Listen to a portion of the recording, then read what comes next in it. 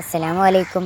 ഇന്ന് നമ്മൾ ചർച്ച ചെയ്യുന്നത് 6ാം ക്ലാസ്സിലെ താരീഖിലെ 1ാം പാഠമായ ഉലുൽ അസ്മുകൾ എന്ന പാഠത്തിലെ തദ്രീബാത്താണ്.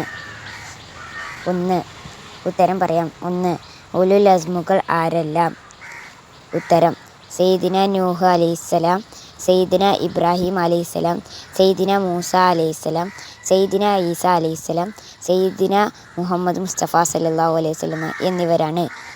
2. മുർസലുകളിൽ വെച്ച് ഏറ്റവും ശ്രേഷ്ഠത ആർക്കാണ്? ഉത്തരം: ഉലുൽ അസ്മുകൾക്ക്. 3. നൂഹ് നബി അലൈഹിസ്സലാം എത്ര കാലം പ്രബോധനം നിർവഹിച്ചു? ഉത്തരം: 950 വർഷക്കാലം. 4. ഇസ്രായേൽ വംശം അടിമകളായി ജീവിച്ചിരുന്നത് എവിടെ? ഉത്തരം: ഈജിപ്തിൽ. 5. ഉലുൽ അസ്മുകളുടെ പ്രധാന ഗുണം ഏത്? ഉത്തരം: അവരുടെ ക്ഷമയും സഹനവുമാണ്. വിവരിക്കുക. 1.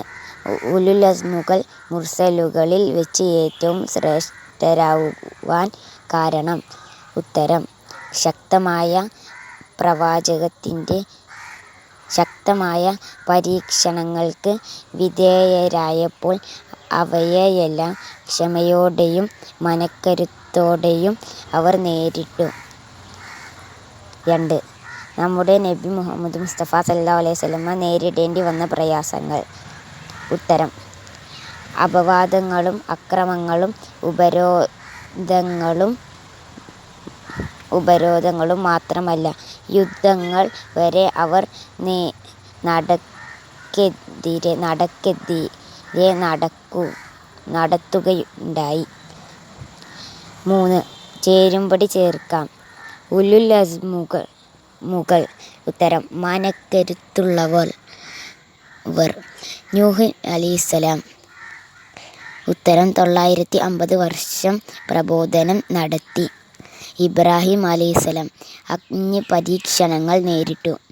മൂസ അലൈഹിസ്സലാം ബനൂ ഇസ്രായീലിലേക്ക് നിയോഗിക്കപ്പെട്ടു. ഈസ അലൈഹിസ്സലാം പ്രയാസങ്ങൾ നേരിട്ടു. നബി സല്ലല്ലാഹു അലൈഹി വസല്ലം തങ്ങൾ യുദ്ധങ്ങൾ നേരിടേണ്ടി വന്നു. ഇത്രയാണ് തദ്രീബാത്തിൽ വന്നിട്ടുള്ളത്. ഇഷ്ടപ്പെട്ടാൽ ലൈക്ക് ചെയ്യാനും ഷെയർ ചെയ്യാനും സബ്സ്ക്രൈബ് ചെയ്യാനും മറക്കല്ലേ.